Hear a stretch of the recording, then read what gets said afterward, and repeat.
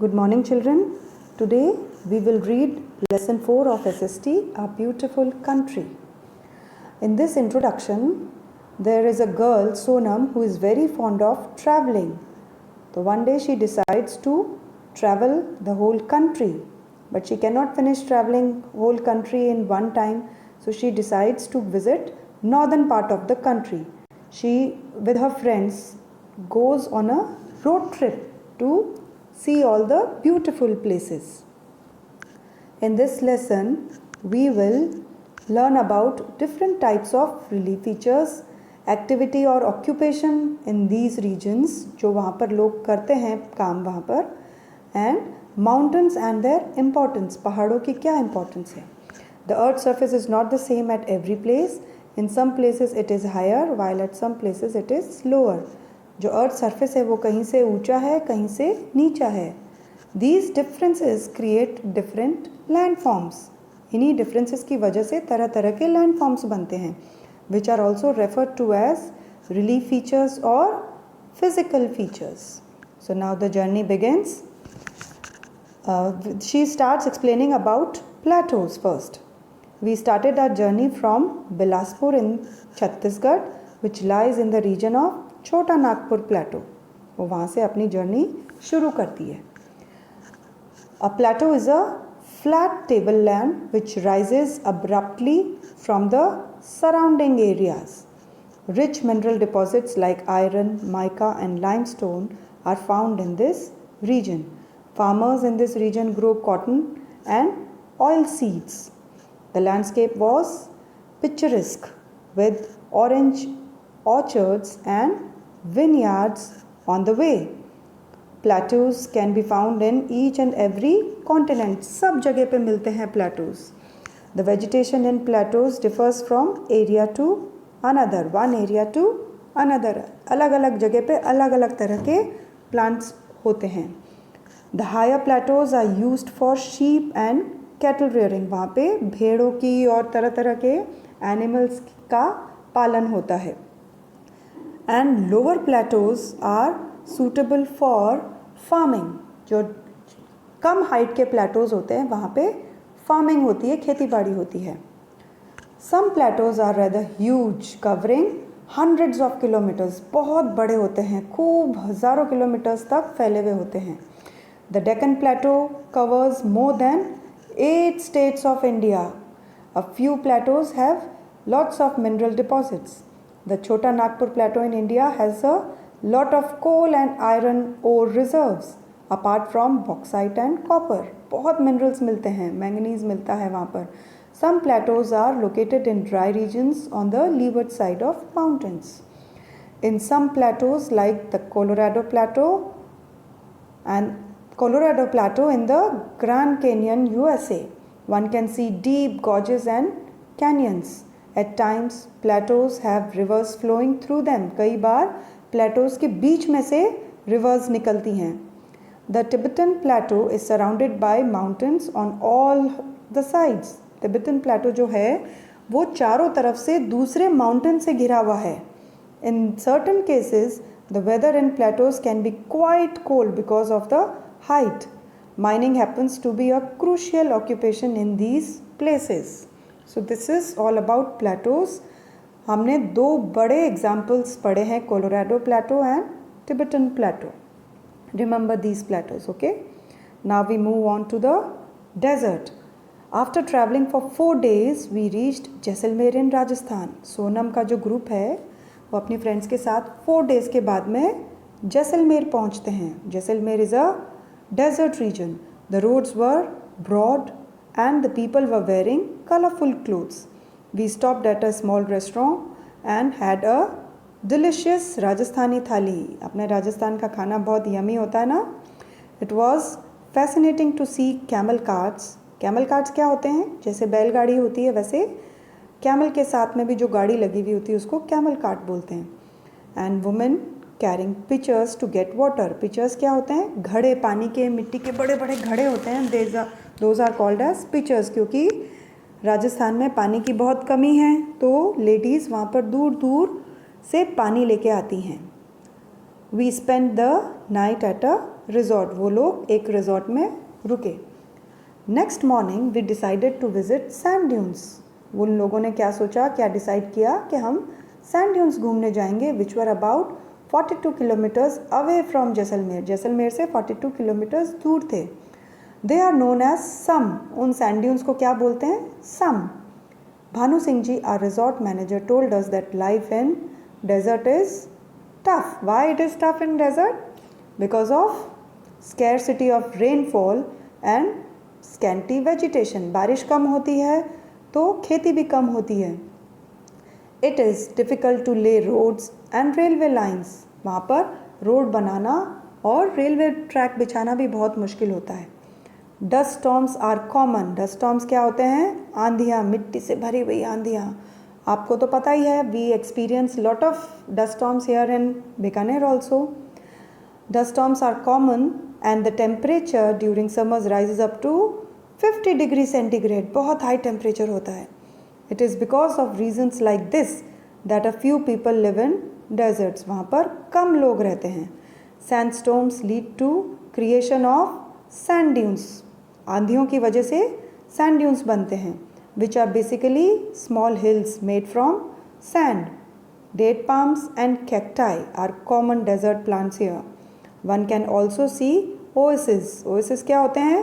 Areas where small pools of water can be found in deserts.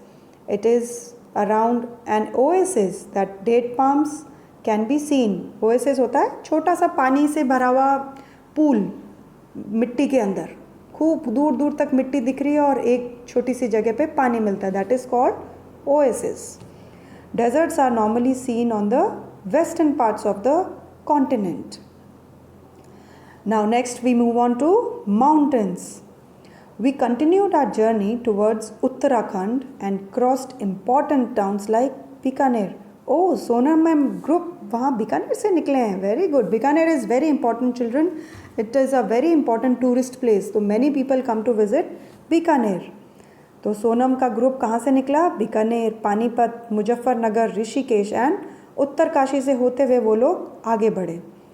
We covered almost 1200 kilometres on the national highway 15 NH15 and travel for 4 days. उनको 4 दिन लग गए वहाँ से mountains तक जाने में. We then visited the Nanda Devi National Park, which is situated in the higher ranges of Himalayas. Himalayas जो mountains हैं हमारे, वहाँ पर नंदा देवी नेशनल पार्क है, वहाँ घूमने गए वो लोग. नंदा देवी 7008 meters हाई था. Is the second highest peak in India. India में सेकेंड हाईएस्ट ऊंचा पहाड़ है. And the park is surrounded by the Himalayan range of mountains on the 3 sides. 4 Himalaya बहुत ब्यूटीफुल होता है बच्चों. हिमालय की चोटियाँ, वहाँ पहाड़ बहुत ही खूबसूरत होते हैं. In the last I will show you the some photographs. This has been declared as the world heritage site by UNESCO. The Himalayas are also known as young fold mountains because they were formed by the folding of earth crust. वो बाकी सब landform से बहुत बाद में बने हैं क्योंकि अर्थ फोल्ड हुई है. अर्थ क्रस्ट जो होता है वो फोल्ड हो जाता है. How this happens? When 2 plates और पार्ट्स ऑफ द अर्थ, 2 ज़मीन के बड़े बड़े टुकड़े move towards each other and collide. अपने दोनों जो अर्थ के बड़े बड़े पार्ट्स होते हैं, दे कम टूवर्ड्स ईच अदर. वो एक दूसरे के सामने आते हैं और कोलाइड करते हैं, भिड़ जाते हैं. So the rocks slowly rises to form mountains. वो और जहाँ से वो टक्कर खाते हैं वहाँ से वो ऊंचे उठ जाते हैं and they form mountains. These mountains are 10 to 25 million years old and have conical peaks. Conical peaks क्या होती हैं? एकदम तीखा होता है ऊपर से. Mountains are landforms that are much higher than the surrounding areas. They have great height and are pretty steep as well. Steep मतलब तो ढलान जो होती है उनकी वो बहुत गहरी होती है. At times they have sharp peaks and sometimes they are little rounded. Hills are smaller versions of mountains. Hills होती है छोटी पहाड़ियाँ. A mountain range is a collection of mountains. Mountain range क्या होता है? जब खूब सारे पहाड़ मिलकर एक चेन बनाते हैं, that is called a mountain range. that are located in close proximity to each other. Examples of such mountain ranges are Andes in South America, Rockies in North America. So Andes and Rockies are very important mountain ranges. Alps in Europe is also important, and of course Asia जो है हमारा continent उसमें हिमालय भी है. Mountain ranges can often be parallel to each other and cover hundreds of kilometers.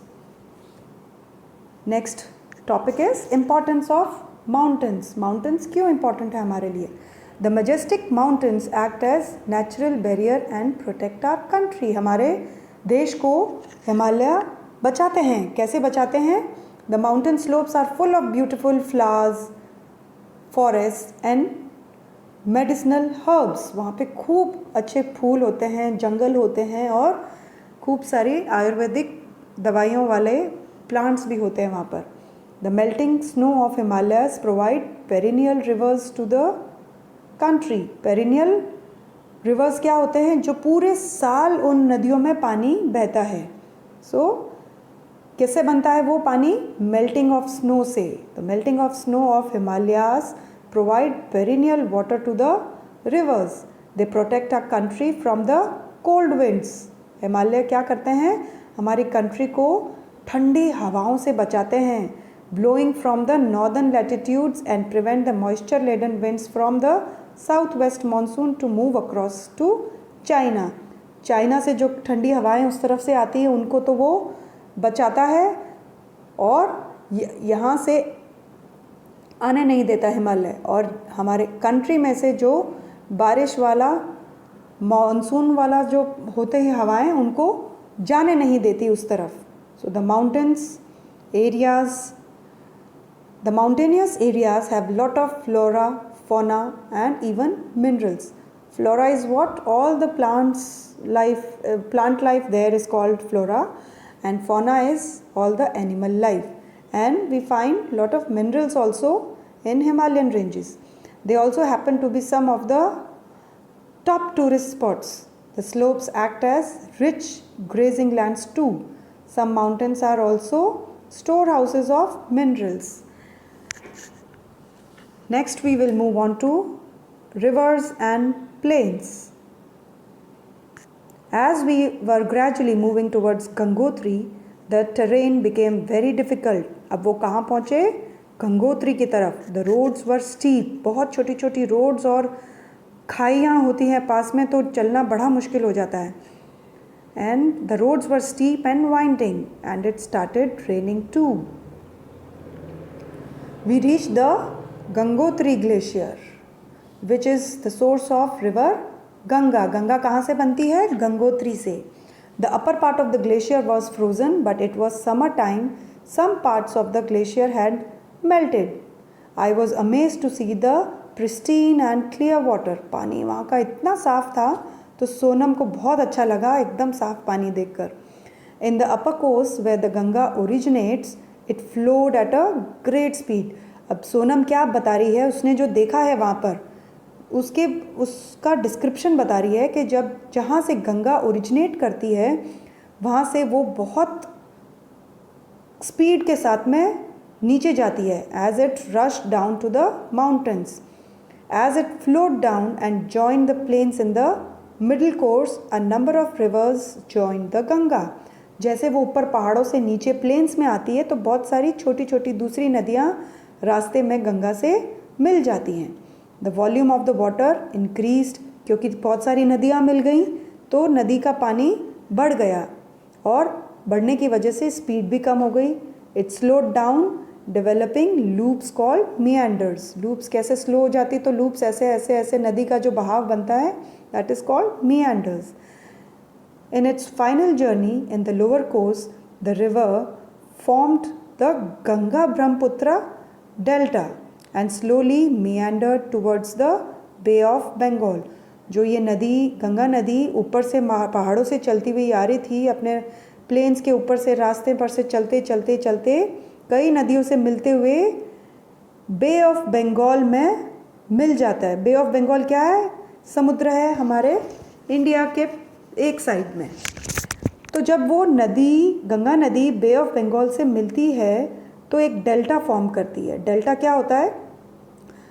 खूब सारी छोटी छोटी डिस्ट्रीब्यूटरीज में बढ़ जाती है गंगा नदी, तो उससे एक डेल्टा बनता है, and that delta is called Ganga Brahmaputra delta. The soil deposited on the plains by the rivers is very fertile. जब रिवर चलते हुए, बहते हुए अपने किनारों पर जो सॉइल छोड़ती है वो बहुत ही फर्टाइल होती है, and it is rich in minerals also. It is called alluvial soil. The Ganga plain is drained by the Yamuna, the Ghagra and many other rivers. This fertile region is called the food bowl of India. Plains are formed when the rivers deposit their silt. Plains कब बनते हैं? जब river अपना silt और soil जो है वो किनारों पर डिपॉजिट करता है। Since early times, people have settled near the banks as these regions were suitable for agriculture. नदी के किनारे का जो लैंड होता है that is very fertile for cultivation. So people used to settle near the rivers. अब यहाँ पर देखो इस पिक्चर में, in this diagram you can see Gangotri glacier यहाँ से ओरिजिनेट हो रहा है और बहता बहता बहता खूब सारी छोटी छोटी नदियों से मिलता हुआ मिडिल कोर्स में एंड प्लेन्स के ऊपर से बहता हुआ ये गंगा ब्रह्मपुत्र डेल्टा बनाती है और यहाँ पे समुद्र में मिल जाती है गंगा नदी। So this is the diagram to show the complete course of the river Ganga. Plains are lowlands. Plains क्या होते हैं? They are lowlands which cover thousands of kilometers. They are mostly flat lands with not much change in height and at any place. अब ये बहुत plane land होती है जहाँ पे ना ज़्यादा ऊंचा होता है ना ज़्यादा नीचा होता है। They are normally found in the continents and near water bodies like rivers. A lot of people live in plains as opposed to mountains and plateaus. Mountains पे कम लोग रहते हैं, प्लेटोज पे भी कम रहते हैं, लेकिन ज़्यादातर लोग कहाँ रहते हैं? प्लेन्स पर। Lots of towns and cities are also located in the plains. This is because of the fertile soil. Plain की जो लैंड होती है प्लेन्स की, that is very fertile, और वहाँ पर खूब पानी भी होता है एंड प्रॉपर ट्रांसपोर्ट फैसिलिटीज़ भी अवेलेबल होती हैं. So that's why people prefer to stay in plains. A lot of civilizations such as Indus Valley civilization developed on the river banks. It is easier to build roads, airports, train lines and canals in the plains. यहाँ पे ये सब कुछ बहुत आराम से बन सकता है. One can see large industries such as iron and steel in the plains. After an enriching 2 months of travel, our journey finally ended. अब सोनम की जर्नी कितना टाइम चली? 2 महीने और फिर ख़त्म हो गई. लेकिन इन्होंने क्या किया? बहुत, India is a very vast country, तो बहुत ह्यूज होने की वजह से आप उसको एक टाइम में नहीं घूम सकते हैं. So they took 2 months to travel the northern part of the country. Our journey finally ended. We have already planned our next trip and would now be heading to the southern part of India. See you there. So this is all about reading of the lesson. You also try to read once on your own. Okay, children?